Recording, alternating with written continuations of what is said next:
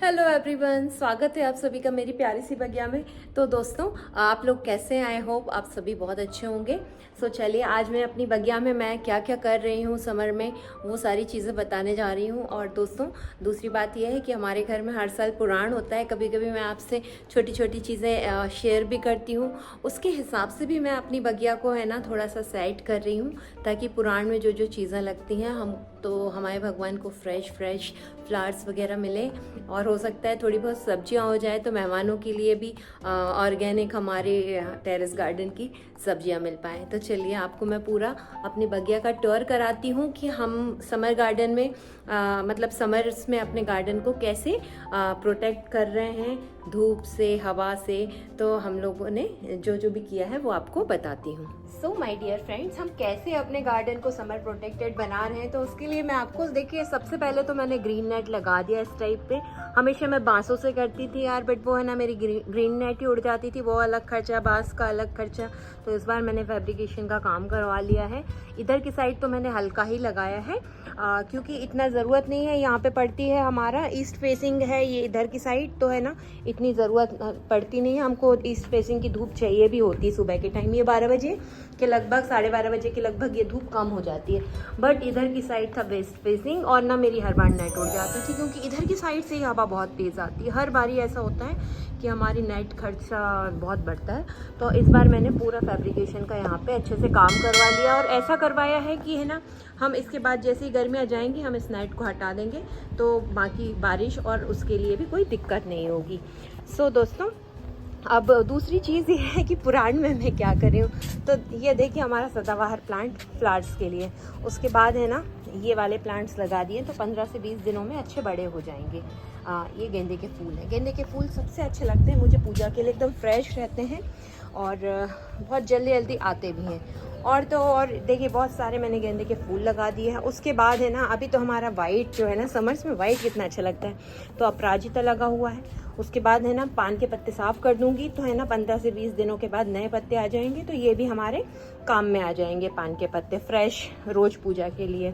और यहाँ पे ये वाले फ्लावर्स हैं, ये भी चलते रहेंगे क्योंकि अब गर्मियों के ही फ्लावर्स हैं। और आई थिंक हो सकता है कृष्ण कमल भी जब तक आने लगे, जब पुराण हो। यहाँ पे अपराजिता लगा है, तो ये भी चलता रहेगा। तो इस तरीके से मैं पुराण की भी तैयारी कर रही हूँ। काफ़ी सारे आपको फ्लावर्स, तुलसी, बेलपत्र, शमी, मैंने ना सारी चीज़ों को लगा लिया है। ये देखिए हमारी बेलपत्र कितनी अच्छी हो गई। अभी मैं इसकी और कटिंग कर दूँगी तो नए पत्ते और ज़्यादा आ जाएंगे। यहाँ पे हमारा शमी भी है पूजा के लिए। ये गुलाब थोड़े दिनों में मैंने की कटाई शटाई कर दी है, ये गुलाब भी खिलने लगेगा।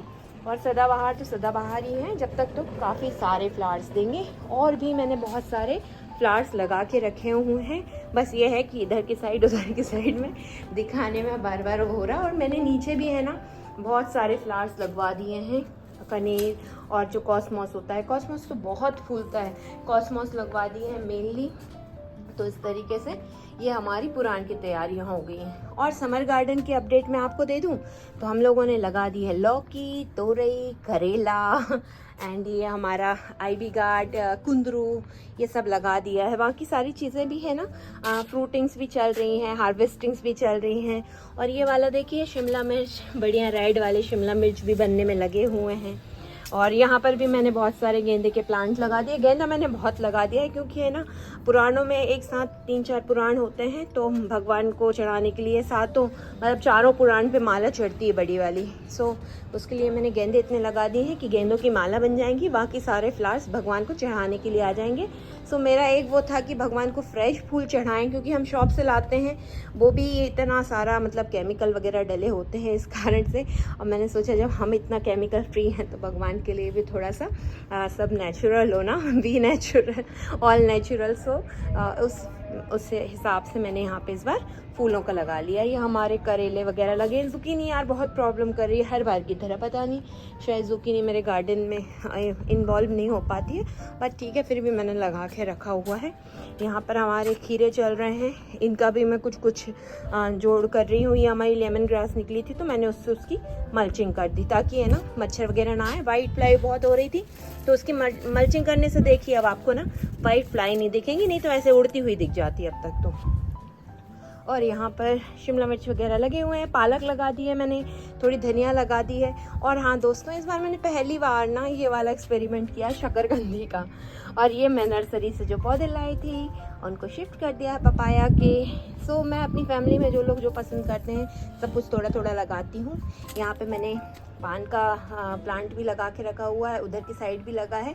तो इन सब के मैं पत्ते तोड़ लूँगी और उसके बाद नए पत्ते आ जाएंगे प्लांट तक। और बस दोस्तों, यही सब मेरी तैयारियां चल रही हैं और काफ़ी अच्छा लग रहा है ना। गार्डन अब सेफ़ हो चुका है, क्योंकि पता है मेरे जो लेमन प्लांट है ना उसके पत्ते जलने लगे थे ना, तो मुझे उनके पत्तों के जलने का इतना दुख हो रहा था। और मैं आपको दिखाती हूँ, मेरे 3 नींबू लगे थे एक उसमें, तो हवा और उसके कारण देखिए क्या हाल हुआ उसके। ये देखिए, ये ऐसे नींबू लगते लगते ना चले गए, बट इट्स ओके। ये सब चीज़ें ना चलती रहती हैं और गार्डनिंग हमको यही सिखाती है कि हम लोगों को ना पेशेंस रखना चाहिए। बहुत सारी चीज़ें हटानी भी पड़ती है, कुछ महीनों में नया कुछ लगाना भी पड़ता है। तो ये चीज़ें भी हमको सीखने को मिलती हैं गार्डनिंग से। हमको है ना ये एक जर्नी जैसा फ्लो देती है कि यार ये जर्नी है, जर्नी में आपको बहुत सारे ऑब्स्टेकल्स भी आएंगे, दुख भी आएंगे, बहुत खुशी भी मिलेगी, इन बहुत सारी चीज़ें रहती हैं। तो ये गार्डनिंग का अलग ही मतलब लेवल होता है। सो गार्डनिंग के साथ साथ मैं बहुत सारी चीज़ें सीख रही हूँ गार्डनिंग से, जो मेरे इंटेलेक्ट को बहुत अच्छा बना रही है। सो इन सब चीज़ों पे भी मैं वर्क कर रही हूँ। गार्डनिंग के साथ साथ सीखने को इतना अच्छा मिल रहा है, तो आप लोग भी गार्डनिंग करिए। आप लोगों को भी बहुत सारी चीज़ें, धैर्य, पेशेंस सब आएगा समय के साथ। तो चलिए दोस्तों, ये तो बहुत सारा ज्ञान हो गया। तो फिर मिलते हैं बहुत सारे वीडियोज़ में, और शॉर्ट वीडियोस में मैं आप लोगों को थोड़ी थोड़ी टिप्स देती रहती हूँ, और बाकी लॉन्ग वीडियोस में मैं आपको बताती रहती हूँ कि हमारे गार्डन में क्या चल रहा है, हम लोग क्या कर रहे हैं, किस तरीके से कर रहे हैं। सो बस साइज़ के बैंगन इनको भी हार्वेस्ट कर रही हूँ, क्योंकि काफ़ी बड़े हो गए हैं। इन वाले बैंगन को भी हार्वेस्ट कर लेती हूँ, अभी बड़े हो गए हैं। इस वाले बैंगन को भी एक ही है, इसको और हार्वेस्ट कर लेती हूँ। सबसे पहले ये हम इन बैंगनों को ले लेंगे, काफ़ी बड़े हो गए हैं तो इनको हार्वेस्ट कर लेते हैं।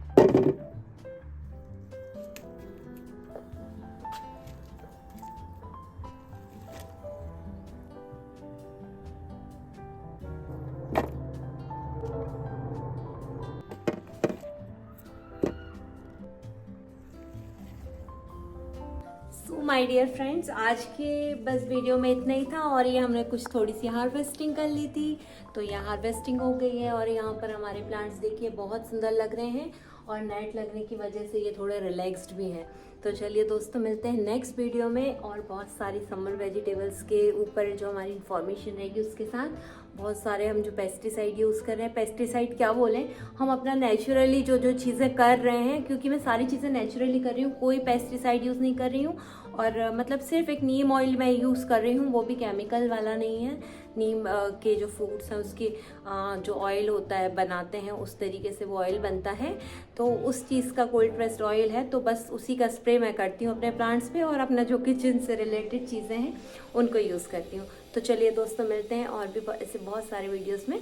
तब तक के लिए bye bye, and please do like, share and subscribe my video. Bye.